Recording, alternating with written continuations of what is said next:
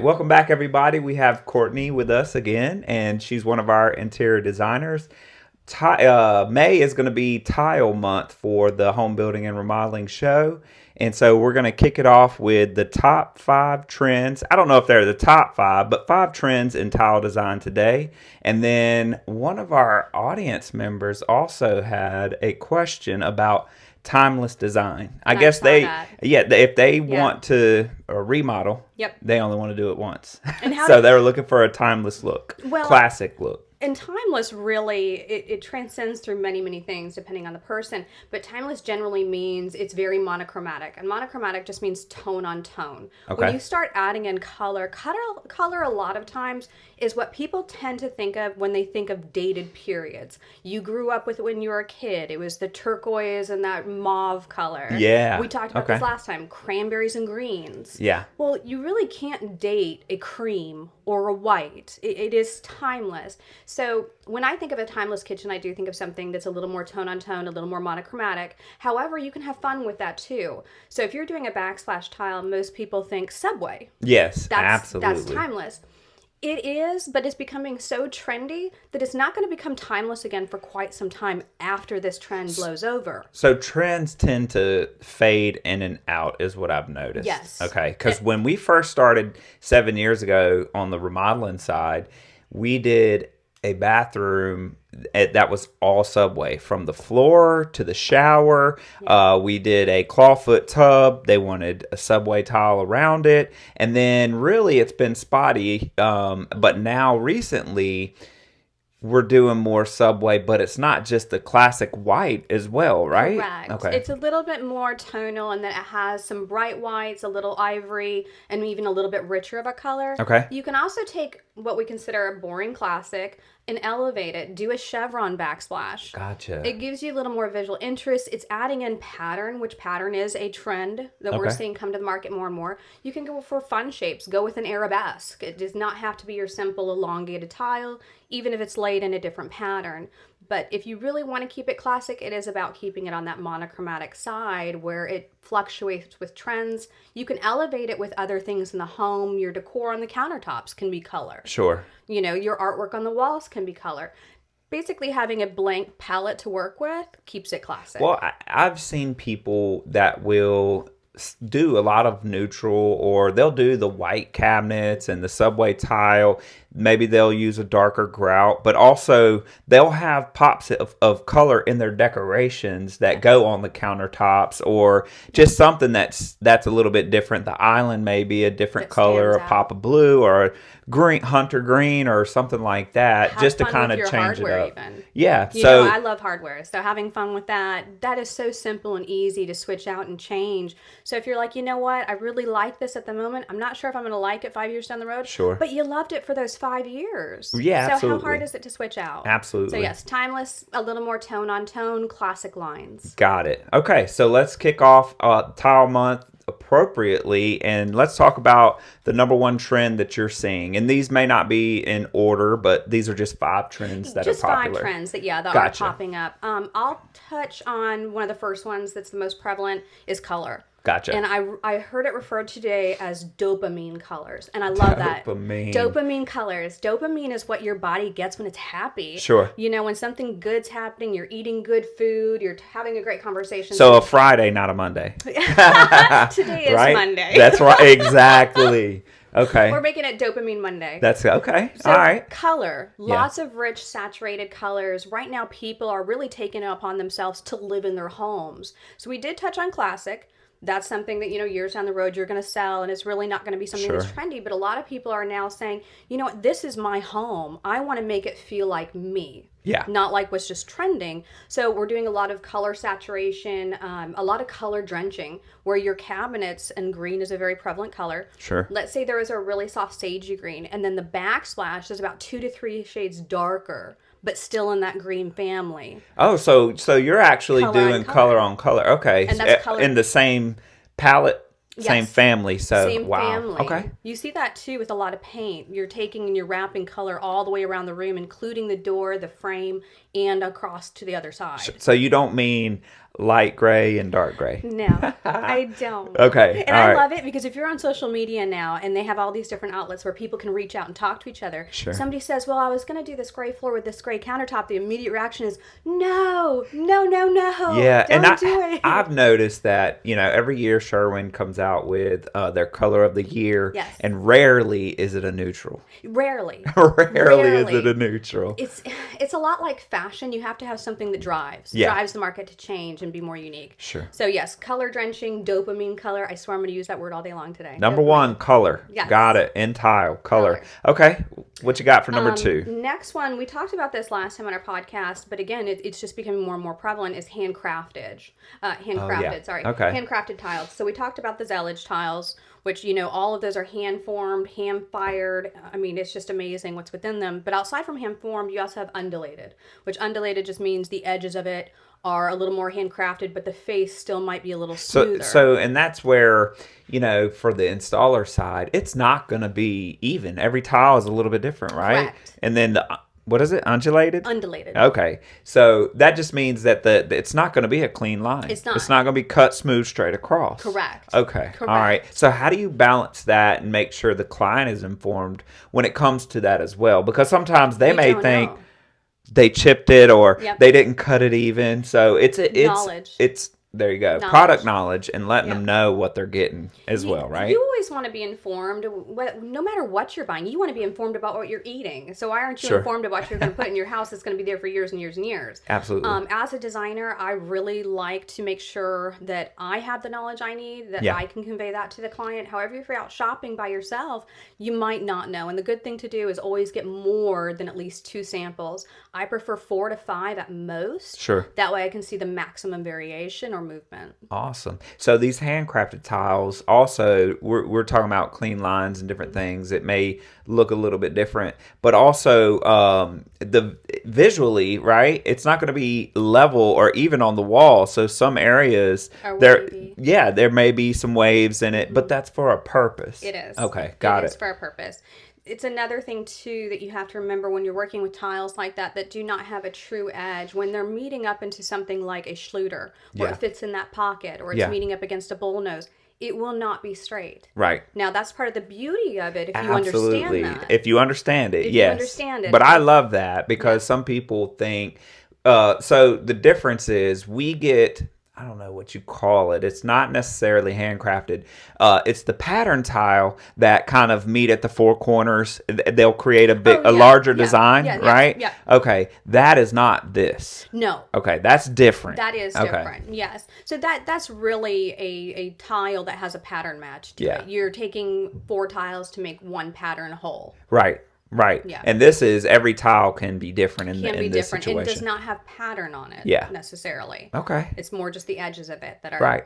And you do need an installer who knows what they're doing as well. With tile, I mean, any tile, you've got to have a knowledgeable installer. Absolutely. Even these large format where people seem to think because it's large, it should be easier. Yeah. No, it makes it worlds harder. Yeah. Not only for handling, but also knowing the appropriate measurements and where to cut. Right. Well, and that's the thing. Product knowledge is key as an installer. And we've been talking about it with our team and doing training because if you're new to this, an apprentice in the tile installation world or a tile setter, your coworker or your crew leader may just have tile there waiting for you and may just have grout there waiting for you, and they say, hey, listen, I need you to get this installed. Well, you got to ask questions. Well, is that the type of thin set? Is that mortar? Can it be used for this type of tile? Is this sanded or unsanded grout? Is Correct. that what I need? Absolutely. There are details that you got to know as an installer.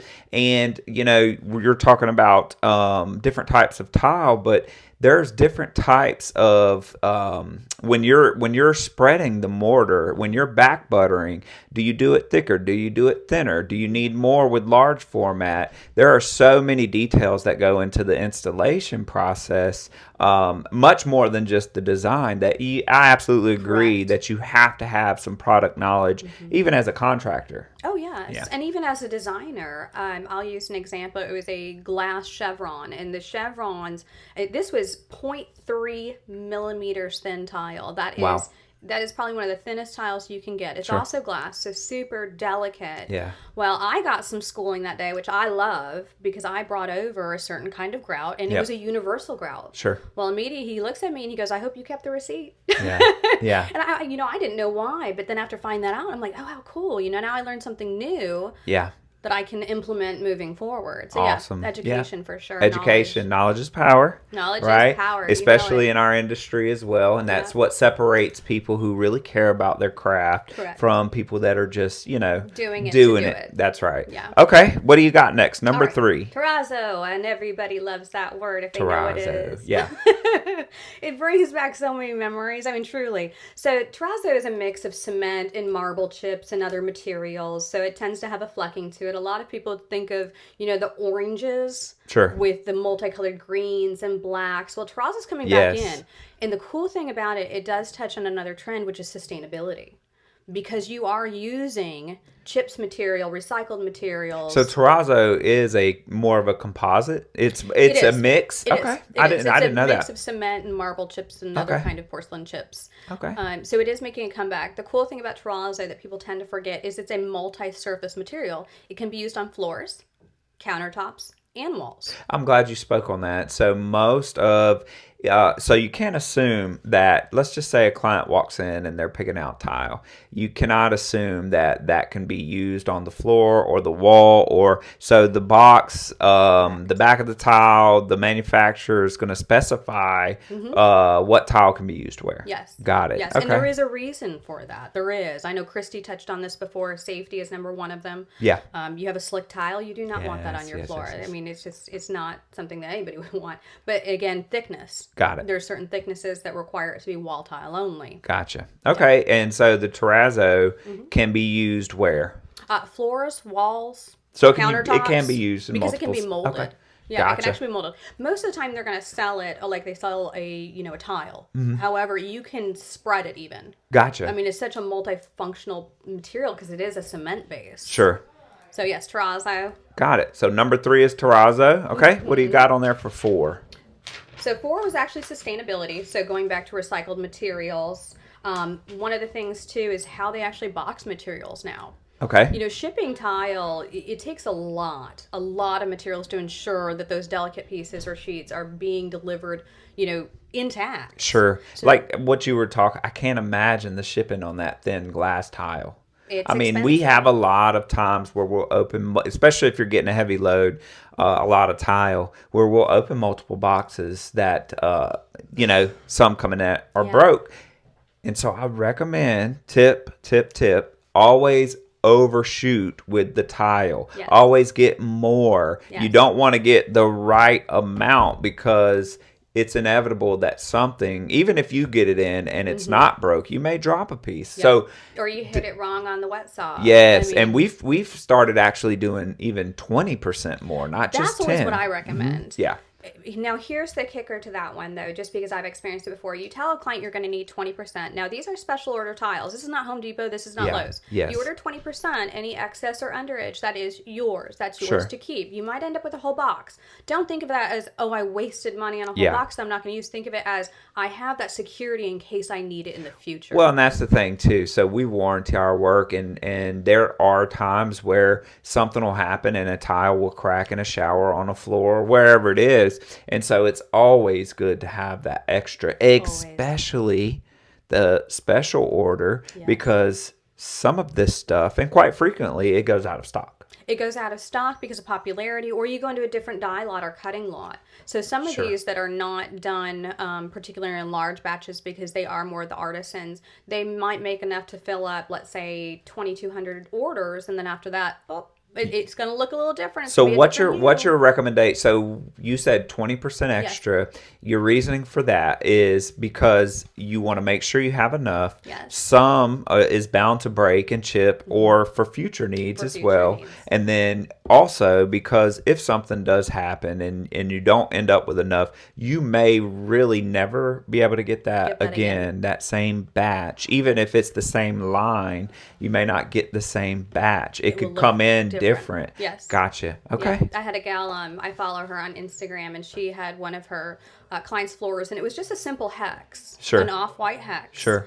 And she did not arrive at the job site in time to catch it, but they started laying the floor, and they ended up taking and switching to a different box that was ordered at a later date. Yep. About 2 shades darker. And we've seen that. We have seen that. It happens. Yeah. That's why you have to order everything all at the same time. And again, too, having a designer who's going to make sure they're ordering everything from the same distribution center. Sure. I'm not going to pull something from Miami and then something from North Carolina. I'm going to make sure it's coming from the same place. Got it. Okay. Yes. Great. All right. And number 5.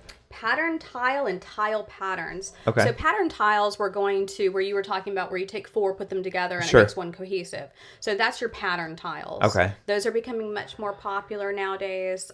They're being utilized not only for floors, but people are getting, again, more advantageous to where they're like, this is my home, I own it, I want to do what I want to do, and they're doing it on backslashes. Gotcha. And then we go to tile patterns, where you're taking tiles, you're turning them into a chevron. Gotcha. You're turning it Yeah. into a basket weave instead of just that simple running board, half split or 3/4 split Yep. installation. And sometimes, I've seen a simple effect that's dramatic is like we installed some gray glass subway tile in a kitchen, and instead of running it horizontally, they ran it vertically, and it made a huge difference. It Just that does. simple change right there. And I was like, I don't know if that's going to look good, but now I've seen it a couple times, and just that simple change is a little different, but it made a huge impact in their overall kitchen. It takes something simple, which you used to think of as a standard, to, oh, wow, now it's new and it's fresh. Yeah, absolutely. So outside from the pattern tiles and tile patterns, the other one I was going to get into is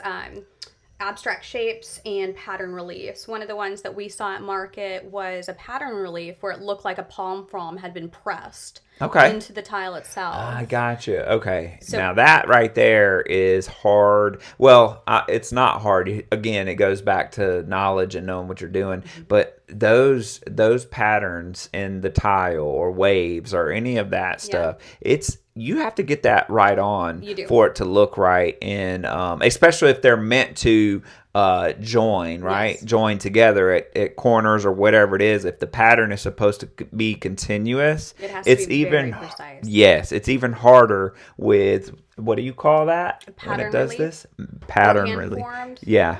Oh, Okay. you're talking about pattern relief. Yeah. Yes, or book matched. Book match. Yes, Yep. Yes. Okay. So yeah, again, that comes down to your installer and also having the knowledge of how to place that. The other one was raised. So geometric shapes raised, are becoming yeah. really, really popular. And one of the ones that I'm going to showcase later is the tile actually it creates almost a 3D form that Sure. comes off the tile itself. Yeah, Gives that's what I was talking about, Yes. actually, where it's that raised pattern, and because sometimes those they want to meet and be continuous.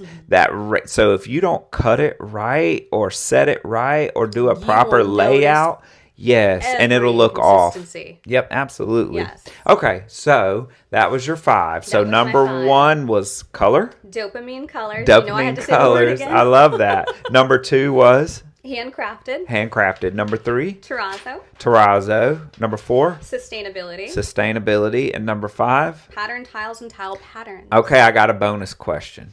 Dun dun dun. Large format. Yes. Okay, Yeah, is we that talked about this in? last time. Okay, Oh, it's still in. it's still in. It is And still in. when I say large, we have a piece out here. I don't know what size that is. What size that back tile? The 24 by 68. Is it 24 by 68?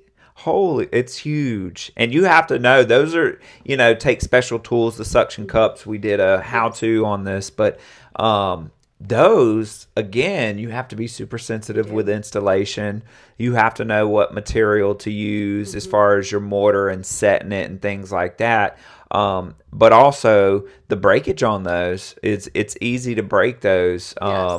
Yes. Are those porcelain? They are. Okay. They are. All right. So Porcelain's denser, so generally you do want a porcelain tile. yeah. Okay. Gotcha. Okay. So large format is still in. Yes. It's still trending. I do not see that going anywhere for quite some time. And if anything, it's just going to be the tiles are going to get bigger. Gosh. I mean, I gotcha. it has places to go. And when something can Sure. grow in this industry, it grows until the point where eventually it pops and then it goes away and then it's going to come back. It kind of again. does it again, right? does. Okay. Yeah. Again, it goes It's in these cyclical. design cycles. Yeah. Okay. Well, we're gonna go out here and we're gonna actually show the audience on the podcast. You won't be able to see it, but on our shorts and our videos, you'll be able to see it. Courtney's going to show off some of these design trends that we've been talking about.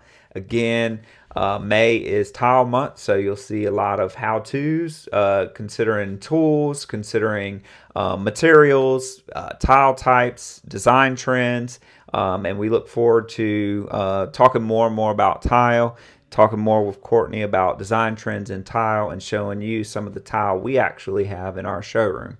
Thanks, everybody. Thanks, Courtney. Thank you.